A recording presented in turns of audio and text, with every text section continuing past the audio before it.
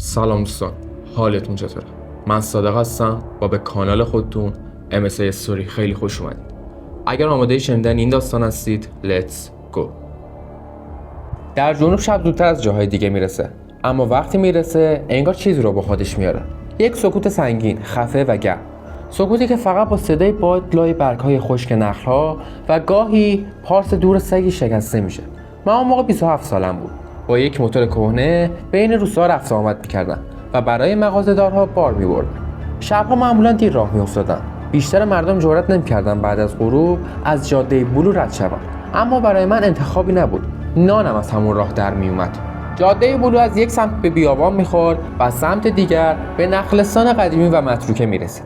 نخلستانی که سالها بود کسی سراغش نمیرفت، نه برای آبیاری، نه برای برداشت، نه حتی برای بریدن شاخه‌های خشک. نخل‌ها همونطور رها شده بودند، بلند، خمیده، سیاه در تاریکی، مثل جماعتی که ایستاده باشن و تو را نگاه کنن. اولین بار نور را اواخر مرداد دیدم. نیمه شب بود. از روستای دهنو برمیگشتم. هوا هنوز داغ بود، ولی باد خشکی از سمت بیابون میوزید. چراغ موتورم ضعیف شده بود و هر چند ثانیه یک بار نورش میلرزید. وقتی به پیش کنار نخلستان رسیدم، یک نور زرد و لرزان لای درخت‌ها دیدم. اول فکر کردم یکی از اهالی برای دزدی خرما یا شاید شکار اومده، اما نور عجیب بود. نه مثل نور چراغ قوه بود، نه فانوس. بیشتر شبیه شعله بود که راه میرفت. آرام، بی صدا پشت درخت‌ها حرکت میکرد. موتورم را نگه داشتم و چند لحظه همانطور خیره ماندم. نور بین تنه نخل‌ها میلغزید. گاهی پیدا میشد، گاهی پشت سایه‌ها هم گم میشد. بعد خاموش شد. همان شب چیزی نگفتم، نه به مادرم، نه به قهوه‌چی سر میدان، نه به هیچ کس، چون خودم هم مطمئن نبودم چی دیدم. اما شب بعد دوباره اون رو دیدم. این بار همان نقطه نبود، کمی عمیق‌تر پشت نخلا، همان رنگ زرد، همان لرزش آرام، مثل کسی که چراغی دست گرفته باشه و میان درخت‌ها راه بره. موتور رو خاموش کردم که بهتر ببینم. همان لحظه صدایی هم آمد، خیلی ضعیف، در حدی که اول خیال کردم باده، ولی نه، شبیه آواز بود، آواز زنانه، خیلی دور، خیلی خفه، انگار از ته چاه یا از پشت خاک بیاد. سرم رو برگردوندم سمت نخلستان. پوست دستم مورمور شده بود. نور چند ثانیه ثابت موند، بعد دوباره حرکت کرد و باز خاموش شد. صبح فردا ماجرا را برای عمو صالح تعریف کردم. پیرمردی بود که جلوی مسجد بساط چای داشت و تقریبا هر چیزی درباره آن منطقه میدانست. همین که حرف نور را زدم، اخمایش رفت تو هم. گفت از کنار اون نخلستان رد شو، ولی نگاه نکن. خندیدم و گفتم یعنی چی نگاه نکن؟ استکان را آرام گذاشت روی نلبکی. بعد بدون اینکه به من نگاه کنه گفت هرچی پشت نخلستان روشن میشه چراغ آدمیزاد نیست. اینطور حرف زدن پیرمردها رو زیاد دیده بودم. نیمش خرافه بود، نیمش ترسوندن جوانترها. اما لحن عمو صالح فرق داشت. نه میخواست قصه تعریف کنه، نه مرا بازی بده. واقعا نگرانم بود. نشستم کنارش و گفتم چی اونجاست؟ چند لحظه ساکت ماند. بعد گفت خیلی سال پیش از اینکه تو به دنیا بیای، توی همون نخلستان عروسی گرفته بودم. عروسی بزرگی بود. دف و دهل و چراغ و سفره زنهای حنا بسته. میگفتن نصف شب بی هیچ دلیلی آتیش میفته به سایبان و همه چی توی چند دقیقه میسوزه. داماد همونجا میمیره. چند نفر دیگه هم باهاش. اما ساکت شد. گفتم اما چی؟ این بار نگاهم کرد. چشمایش کدر بود، ولی ترسی در آن بود که بازی نبود. گفت عروسا هیچ وقت پیدا نکردن. بعد خم شد طرف من و آهسته گفت از اون شب به بعد بعضی وقتا چراغی پشت نخلستان دیده میشه. میگن خودشه، هنوز دنبال راه خروجیه یا دنبال کسی که جاشو بگیره. خندیدم، اما خندم خشک و بیرمق بود. حرفش از آن چیزهایی بود که آدم جلوش میخنده، ولی شب وقتی تنها شد یادش میفته. 3 شب بعد نور رو برای بار سوم دیدم. این بار نزدیکتر از همیشه، آنقدر نزدیک که حتی حسش کردم روشنیش روی تنه نخل‌های جلویی افتاده. موتور زیر پایم میلرزید. جاده خالی بود، نه ماشینی، نه صدایی، نه حتی سگی. فقط من بودم و آن نور. نمیدونم چی شد که تصمیم گرفتم دنبالش برم. شاید از روی لجبازی، شاید برای اینکه ثابت کنم این مزخرفات روی من اثری نداره. شاید هم چون بعضی چیزها هرچی بیشتر از آنها بترسی بیشتر صدات میزنن. موتور را کنار جاده گذاشتم. چراغش را خاموش کردم. هوا سنگین و داغ بود، ولی زیر نخل‌ها ناگهان خنک‌تر شد. بوی خاک نم خورده میومد، با اینکه هفته‌ها باران نباریده بود. آرام جلو رفتم. نور بین درخت‌ها حرکت می‌کرد. هر وقت تندتر می‌رفتم دورتر می‌شد. هر وقت می‌ایستادم انگار منتظر می‌ماند. شاخه‌های خشک به شانه و صورتم می‌خورد. صدای خشخش برگ‌های ریخته زیر پاهایم در آن سکوت زیادی بلند بود. چند بار خواستم برگردم. حتی یک بار ایستادم و پشت سرم رو نگاه کردم تا راه رو گم نکنم. اما جاده دیگر پیدا نبود. فقط ردیف نخل‌ها بود و تاریکی. آن وقت بود که دوباره آواز رو شنیدم. این بار واضح‌تر. صدای زنی بود که چیزی رو آرام و کشیده می‌خواند. نه کلماتش معلوم بود، نه زبانش. اما لحن شبیه لالایی نبود. شبیه نوحه هم نبود. شبیه آواز عروسی بود. فقط خیلی کند، خیلی دور و انگار از دهانی پر از خاک بیرون می‌اومد. قلبم تند می‌زد. چیزی درونم میگفت برگرد. همان غریزه‌ای که وقتی حیوانی در تاریکی نگاهت می‌کنه، بیدار می‌شد. اما نور حالا خیلی نزدیک بود. از میان دو نخل کج رد شدم و یک بار رسیدم به فضای بازی در دل نخلستان. جایی گرد مثل حیاتی فراموش شده. زمینش صافتر بود. چند تکه چوب سوخته هنوز گوشه کنار افتاده بود. انگار سالها پیش چیزی آنجا برپا بوده و خاکسترش در خاک مانده. و درست وسط آن فضا چراغ را دیدم. فانوسی قدیمی بود، برنجی، آویزان یک شاخه کوتاه و خشک از زمین بیرون زده بود. شعله‌اش آرام میسوخت بدون اینکه بادی تکونش بده. اطراف فانوس زمین به شکل عجیبی دست خورده بود. خاکش تازه‌تر به نظر می رسید. انگار همان روز کنده باشن و دوباره پر شده باشه. گلویم خوش شده بود. یک قدم جلو رفتم. بعد یک قدم دیگر. چشمم افتاد به چیزی که بالای خاک بود. یک تکه چوبی باریک مثل نشانه قبر. چند ثانیه طول کشید تا جرأت کنم جلوتر برم. نوشته‌اش رو بخوانم. وقتی خواندم نفسم بند اومد. اسم خودم روی آن بود. اسم کامل. همانطور که فقط روی کارت ملی و دفتر بیمه نوشته میشد. نه کوتاه، نه اشتباه. دقیق. زیرش هم تاریخ فردا را نوشته بود. پشتم یخ کرد. چند قدم عقب رفتم و پایم به ریشه گیر کرد. نزدیک بود بیفتم. با خودم گفتم یکی از بچهای روستا میخواد سر به سرم بذاره.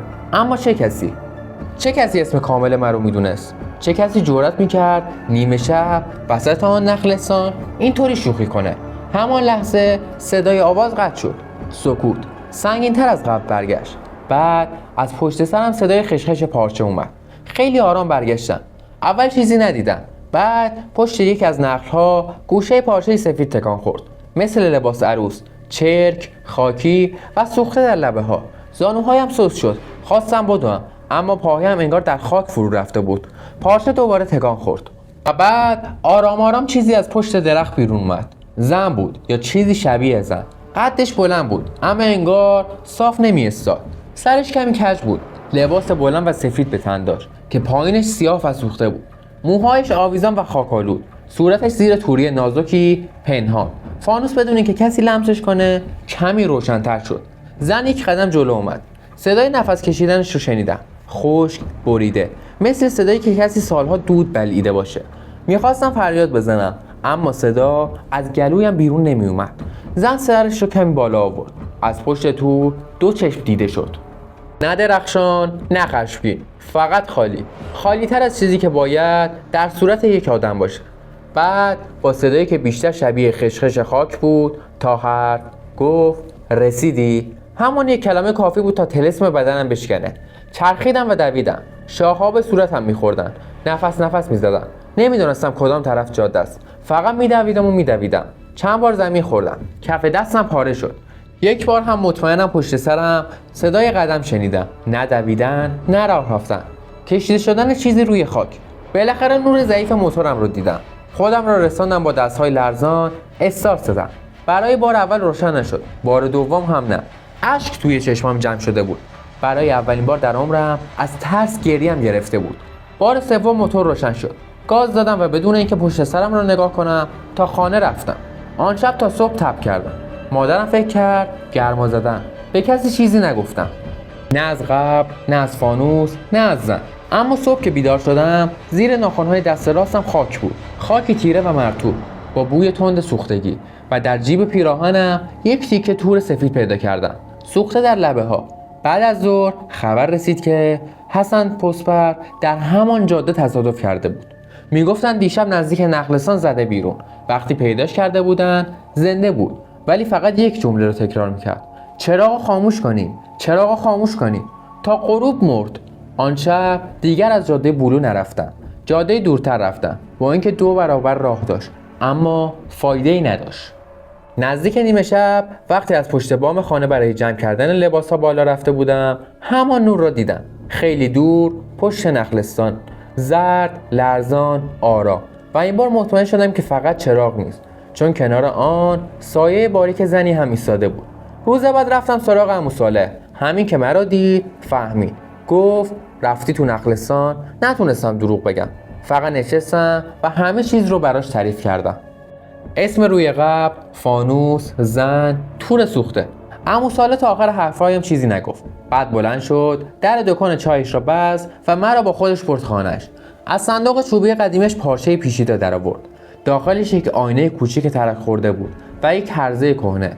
گفت اگه چراغ کسی رو صدا کنه تا وقتی جوابش نگرفته ولش نمیکنه. گفتم جواب یعنی چی؟ لب‌هایش لرزید. گفت یکی باید به جاش بره. به صورتم خیره شد و آرام ادامه داد. اون قبری که دیدی هنوز خالیه، اما برای همیشه خالی نمیمونه. گفتم من که هنوز نمردم. زیر لب گفت هنوز. آن شب اصرار کرد خانه نروم و پیش او بمانم. در و پنجره ها رو بست. اسفند دود کرد. حرز را داد به بازویم ببندم. آینه را هم گذاشت بالای در. تا نیمه شب همه چیز عادی بود. بعد سگ‌های محل شروع کردن به زوزه کشیدن. نه یکی، نه دوتا، همه. بادی داغ لای از درز پنجره آمد و بوی نم دود را آورد. چراغ نفتی چند بار کم نور شد. عمو صالح زیر لب چیزی می‌خواست. من فقط به در خیره مانده بودم و بعد 3 ضربه به در خورد. آرام، مؤدب، مثل مهمانی که دیر وقت رسیده باشه. هیچ کداممون تکان نخوردیم. دوباره 3 ضربه. این بار صدای زنانه از پشت در گفت راهو گم کردم. زبانم بند آمد. عمو صالح بدونی که نگاه هم کنه گفت هر چی شنیدی جواب نده. صدای زن دوباره اومد، نزدیکتر، نرمتر. آب میخوام. بعد از چند ثانیه سکوت همان صدا، اما این بار صدای مادرم بود. پسرم درو باز کن. تمام موهای تنم سیخ شد. عمو صالح با شدت بازویم را گرفت. فشار دست آنقدر زیاد بود که دردم گرفت. صدای پشت در چند بار عوض شد. یک بار صدای دایه مردم، یک بار صدای حسن پسبر و آخرین بار صدای خودم. همان لحن، همان نفس. از پشت در که شنیدم خودم گفتم من اینجام، تو اون تویی. چراغ نفتی خاموش شد. همه جا فرو رفت در تاریکی. صدای نفس کشیدن کسی را از پشت در میشنیدم. آرام، خشک، نزدیک. عمو صالح کبریت زد، اما دستش آنقدر لرزید که خاموش شد. کبریت دوم را روشن کرد. نگاهم به آینه بالای در افتاد. در آینه من و عمو صالح دیده می شدیم و پشت سر من عروس ایستاده بود. چرخیدم. هیچ کس نبود. دوباره به آینه نگاه کردم. هنوز آنجا بود. آرام، بی حرکت. صورتش پشت تور و دستش روی شانه های من بود. فریاد زدم و عقب پریدم. همان لحظه آینه با صدای تیزی ترک برداشت و از دیوار افتاد. در خانه با شدت باز شد. باد داغ و بوی سوختگی ریخت داخل. عمو صالح چیزی فریاد زد که نفهمیدم. فقط دویدم. از خانه، از حیاط، از کوچه. نمیدونستم کجا میرم، اما پاهایم بی اختیار راه نخلستان را پیش گرفته بود. قسم میخورم خودم انتخاب نکردم. انگار طنابی نامری به سینم بسته باشه و من رو بکشه. وقتی به نخلستان رسیدم چراغ آنجا بود، روشن‌تر از همیشه. آواز دوباره شروع شد. این بار دیگه دور نبود، از همونجا می اومد. از میان برگ‌ها، از خاک، از باد. رسیدم به همان فازای باز، همان قبر، همان فانوس. فقط این بار قبر باز بود. خاک‌هایش کنار زده شده بود، تازه، نمدار. زن کنار قبر ایستاده بود. تور را آرام کنار زد. ای کاش هرگز صورتش رو نمی‌دیدم. پوستش در بخش‌های سوخته و چسبیده بود، اما نه آنقدر که مرگ را نشان بده، آنقدر که بفهمید چیزی سالها بین مردن و نماندن گیر کرده. لب‌هایش ترک خورده، موهای خاکستری و خشک، اما چشم‌ها همان چشم‌های یک عروس جوان بود، پر از انتظار بیمار. لب‌هایش تکان خورد. گفت فقط یکی باید یادم کنه. بعد به قبر اشاره کرد. فقط یکی باید بخوابه تا من برم. پاهایم سست شد. خواستم عقب برم، اما صدای عمو صالح از پشت سرم شنیدم. نگاهش نکن. برگشتم. پیرمرد بود، نفس زنان، با همان هرز به دست. هرز را پرت کرد سمت فانوس. فانوس افتاد و شعله‌اش روی خاک پاشید. برای یک لحظه همه چیز روشن‌تر شد. نخل‌ها، قبر، چهره زن و پشت سر او 10 سایه ایستاده در تاریکی، مثل مهمانهای یک عروسی خاموش. عروس جیغ نکشید، فقط سرش رو با سرعت غیر طبیعی چرخان سمت عمو صالح. بعد همه چیز در هم ریخت. باد بلند شد، خاک بلند شد، فریاد آمد، شاید از من، شاید از پیرمرد. چشمهایم را بستم. وقتی دوباره بازشون کردم، روی خاک افتاده بودم. صبح شده بود. نور خاکستری اول روز علای نخل‌ها می اومد. فانوس خاموش بود. قبر بسته بود و از عمو صالح هیچ اثری نبود. بلند شدم، گیج و کوفته. گلویم میسوخت. بازویم رو نگاه کردم. هرز هنوز بسته بود، اما سوخته و سیاه شده بود. روی خاک چند قدم اون طرفتر فقط یک چیزی مونده بود. استکان کمرباریک عمو صالح، ترک خورده، پر از خاکستر. به روستا که برگشتم گفتن عمو صالح از سحر ناپدید شده.